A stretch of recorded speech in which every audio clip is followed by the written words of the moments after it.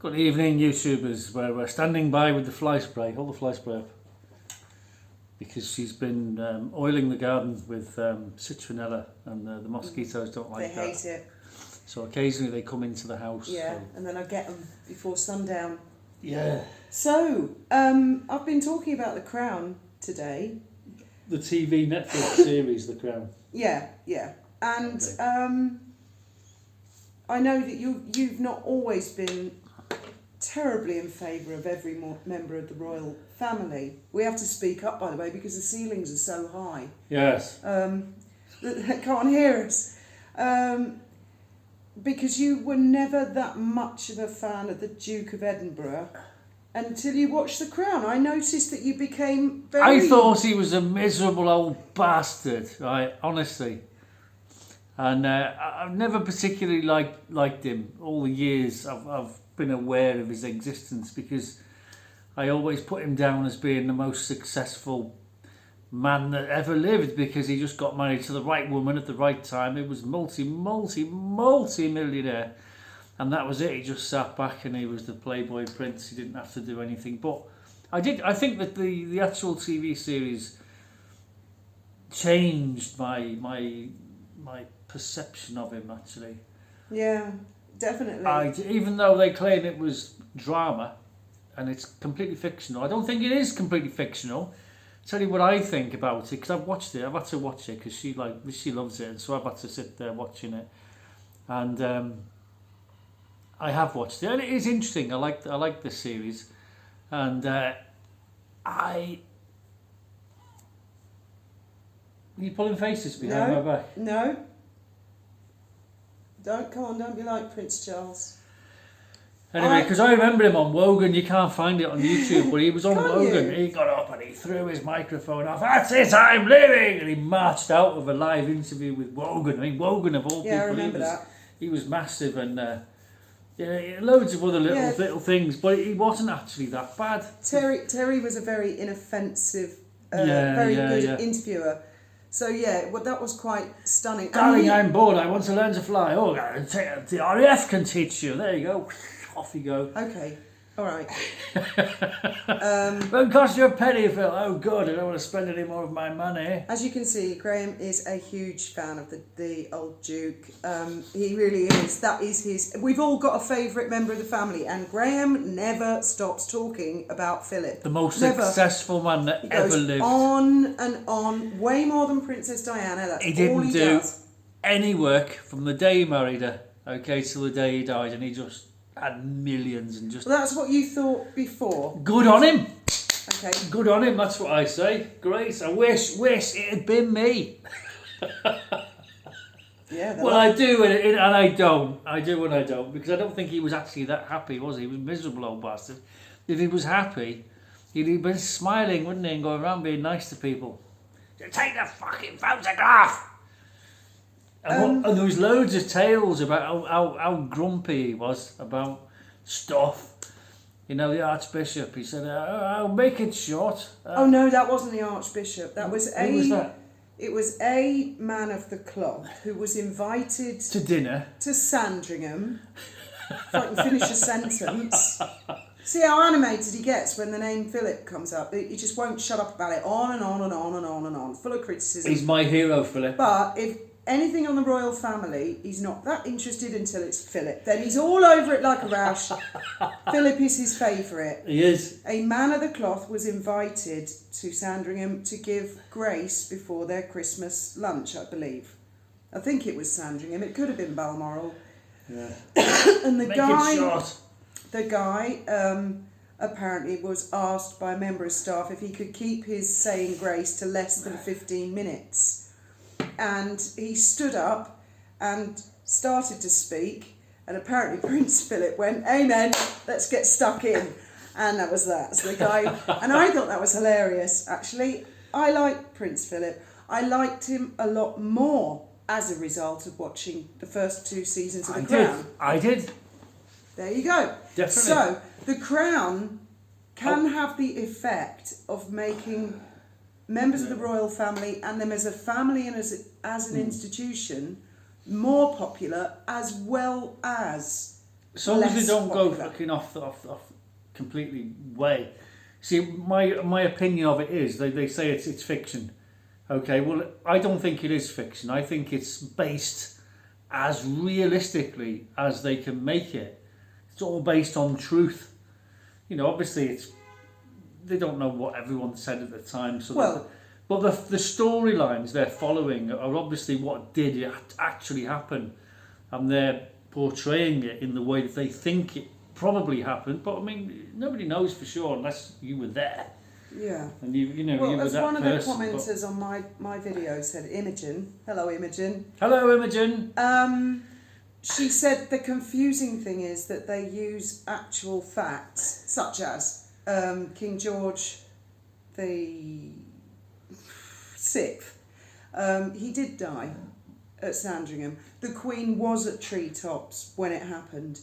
But then they're filling in the gaps and their imagination of what the conversations were. Well, that's what I'm saying. That it's based on a true story. They're telling it as truthfully as they imagine it was.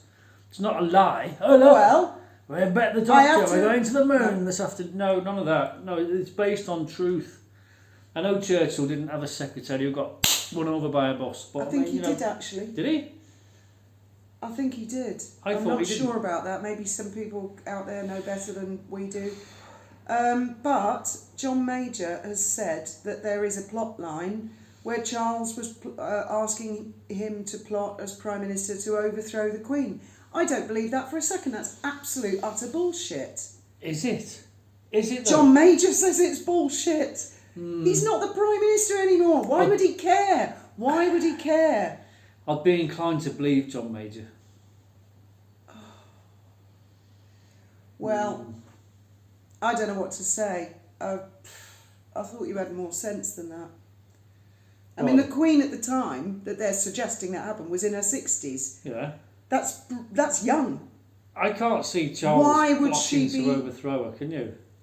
Well, you just said you do believe it. Did John Major say that it did happen or it didn't happen? He said it didn't happen. Well, I'd be inclined to believe John Major. Right, That's so you what don't... I said. Right, but Wind apparently... the tape back. Did I not just say that? I don't think you did. I think you I said said I'd be you... inclined to believe John Major. You just said I'd be inclined to believe that. No, I said I'd be inclined to believe John Major. Okay. Wind the tape back. Wind the tape back. Prove me right. Go on. Not that it matters because I'm wrong anyway, because she says so. But go on.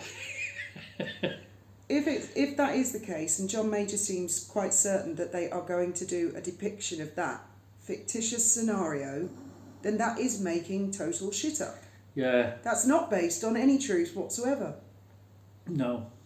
So on that basis, how can you then believe any of the other things? Well, I don't know. I mean, it's been all right so far, the series of The Crown. Well, I didn't like the last two seasons that much. I thought they were a bit boring and a bit... I thought they were all right, actually. I thought they were a bit silly, actually, especially the scenes with Olivia Colman and the guy playing the Prime Minister, where they were talking about the lyrics and... Mosquito. Yeah, got it. I'm on it, give it to me. Okay. And that was all a bit sort of sitcom and carry on. Who was the Prime Minister? Harold Wilson. Harold Wilson, apparently. And it was all about Princess Margaret and having a laugh with President Johnson. I just thought it was naff. I could see that happening, though. I remember Princess Margaret. She was a pisshead, right? And I can see that and I can see all that being true. Going off and talking to John. I mean, they couldn't say that she went off and talked to Johnson if she didn't. You know, I mean, it's a drama, you know, but I can see that being true. I've no idea because it was sort of 60s they were saying that happened. There was a I wasn't alive from then. Buckingham Palace or something. Yes, I know. Anyway, I just whatever. found the lyric thing was naff. I didn't think it was funny. I didn't think it was funny the way Olivia Colman was sort of chatting to the Prime Minister. I didn't find that funny. And I remember Peter Morgan saying, it's like trying to keep a shopping trolley going in a straight line, and if you're not careful, it goes off into ridiculous comedy. And I think it did go off into ridiculous comedy. I didn't. I thought it was all right, actually. I mean, I would have said if I would have thought it had gone I'm off. talking about season 3, really. Yeah. Not the one with Emma Corrin in. Emma Corrin played Princess Diana in season 4. No, that was all right actually. Um, I thought that was again, they never capture Diana. Never. very difficult. She was so photographed.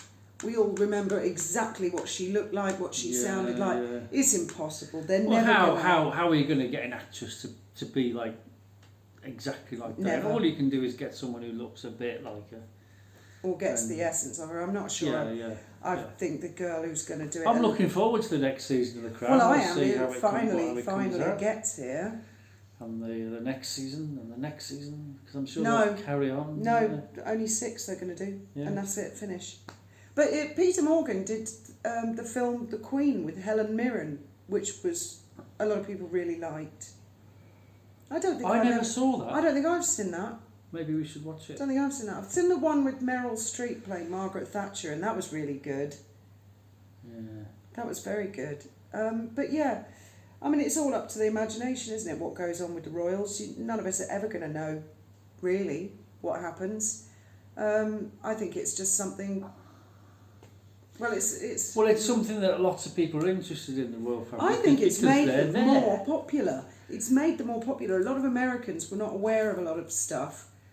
And I think it has improved their popularity. I think so too. I think it's a good thing. I think that what's causing distress at the moment is if they twist history and make it like it wasn't. No, that wasn't the other half of the sentence I was going to say. It's because they're coming up to Diana. This is dodgy ground. And King Charles and Queen Camilla. And yes, I will drop the consort. I don't like the consort part. I said they would. I don't care. A queen is most of the queens of England are consorts. Yeah. We don't go around saying Queen Consort, who Any isn't actually wife the Queen, of who is the married to the King. We don't say is that. consort. You Our don't say it. natural-born queens are actually very Sovereigns. rare. They are very rare. Elizabeth and Victoria. And that goes back. Mary.